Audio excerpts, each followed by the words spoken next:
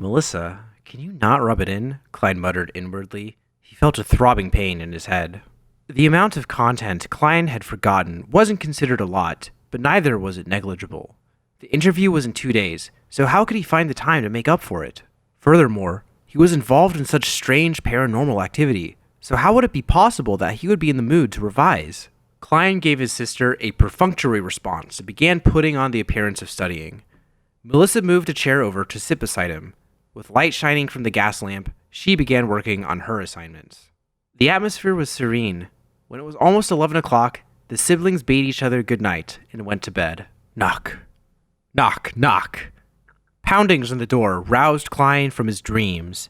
He peered out the window to see the first glimmer of dawn. In a daze, he flipped over and sat up. Who is it? Look at the time now. Why didn't Melissa wake me up? It's me, Dunn Smith. A man with a deep voice outside the door replied. Dunn Smith? Don't know him. Klein got off his bed and shook his head as he walked towards the door. He opened the door to see the gray-eyed police inspector whom he had met the day before standing in front of him. Alarmed, Klein asked, Is there something wrong? The policeman replied with a stern look. We found a carriage driver. He testified that you had gone to Mr. Welch's place on the 27th, the day when Mr. Welch and Miss Naya died. Furthermore, Mr. Welch was the one who paid for your transportation fees. Klein was startled. He did not feel a tinge of fear or guilt that one would expect from having his lies exposed.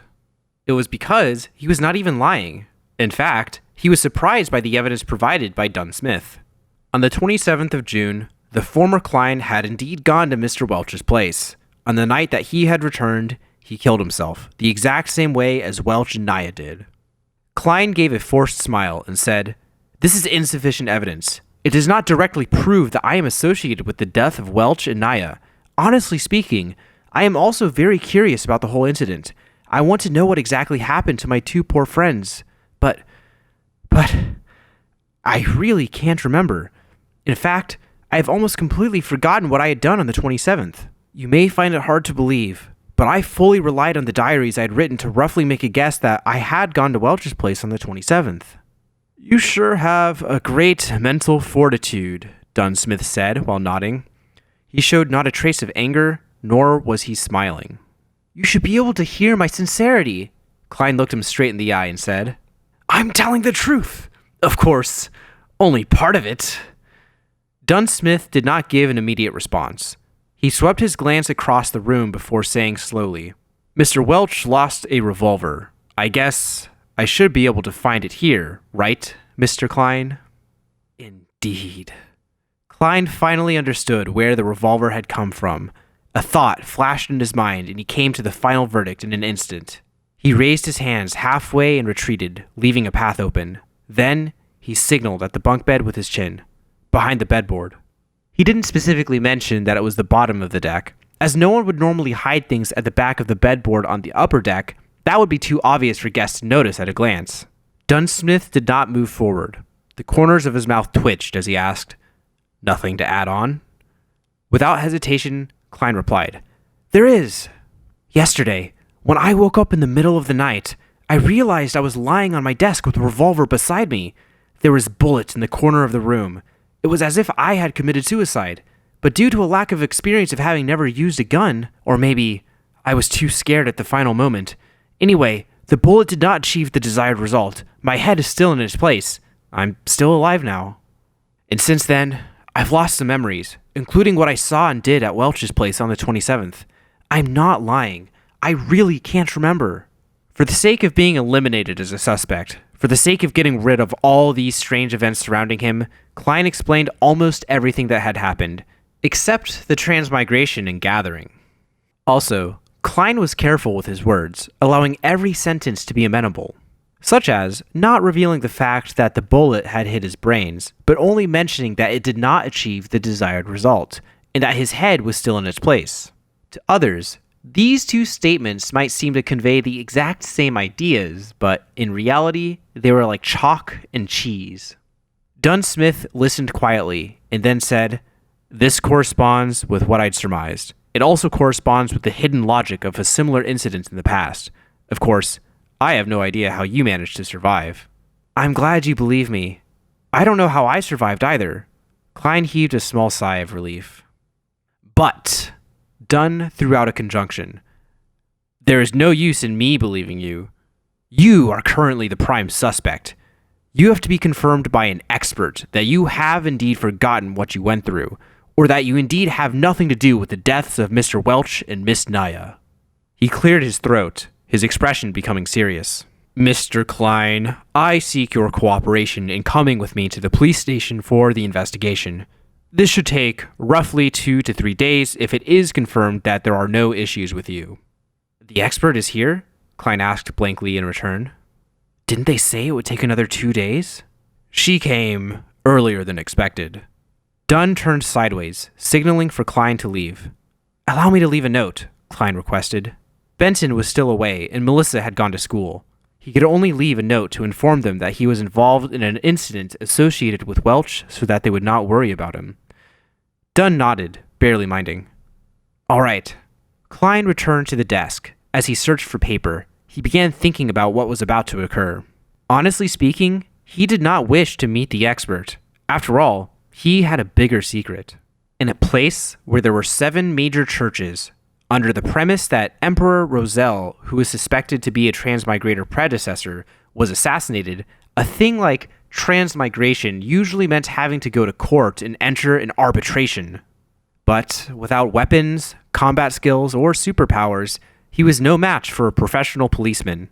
What's more, a few of Dunn's subordinates were standing in the dark outside. Once they draw their guns and shoot me, I'd be finished. I'll take one step at a time. Klein left the note, grabbed his keys, and followed Dunn out the room. Along the dark aisle, 4 policemen in black and white checkered uniforms split into pairs and guarded them on both sides. They were very alert. Tap, tap, tap. Klein followed alongside Dunn as they went down the wooden stairs which occasionally creaked in protest. Outside of the apartment, there was a 4-wheeled carriage. On the side of the carriage, there was the 2 crossed swords and crown police emblem. Their surroundings were crowded and bustling with noise as usual. Go on up, Dunn signaled for Klein to go first. Klein was just about to step forward when an oyster seller suddenly grabbed a customer and claimed that he was a thief. Both parties wrestled and triggered a response from the horses, causing great chaos. An opportunity! There wasn't much time for Klein to think any further. He bent forward and dashed towards the crowd. Either shoving or dodging, he escaped frantically towards the other end of the street. Right now, for the sake of not meeting the expert, he could only proceed by going to the pier outside the city, taking a boat down the Tusac River, and escaping to the capital, Backland. The population was higher there, making it easier to hide. Of course, he could also get on a steam train, go eastward to the nearest Enmat harbor, and take the sea route to Pritz, then towards Backland. Not long after, Klein arrived at a street and made a turn onto Iron Cross Street. There were several carriages that could be hired. To the pier outside the city, Klein reached out his hand and hopped onto one of the carriages. He had thought through things clearly. Firstly, he had to mislead the police that were coming for him. Once the carriage was a suitable distance away from them, he would jump right off. Alrighty. The carriage driver tugged at the reins. Clop, clop, clop. The carriage left Iron Cross Street. Just as Klein was about to jump off the carriage, he noticed that it had turned into another road. It wasn't leading out of the city. Where are you going? Klein blurted in his momentary daze. To Welch's place, the carriage driver answered monotonously. What? Klein was at a loss for words. The carriage driver turned around, exposing his cold, gray eyes. It was Dunn Smith, the gray-eyed policeman. You! Klein was flustered. Everything suddenly became a blur, as though the world spun around him when he instantly sat up. Sat up? Klein looked around, confused. He noticed the crimson moon outside the window and the room being covered in a crimson veil. He reached out with his hand to feel his forehead. It was all moist and cold. Cold sweat. His back felt exactly the same. It was a nightmare. Klein heaved a sigh. All is well. All is well. He found it weird. He was rather clear-minded in his dream. He was even able to think calmly. After calming down, Klein looked at his pocket watch. It was only 2 a.m.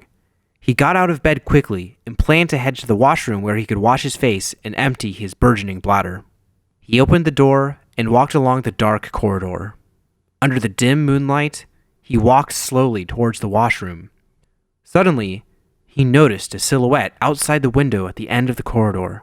That silhouette was wearing a black trench coat that was shorter than a coat but longer than a jacket.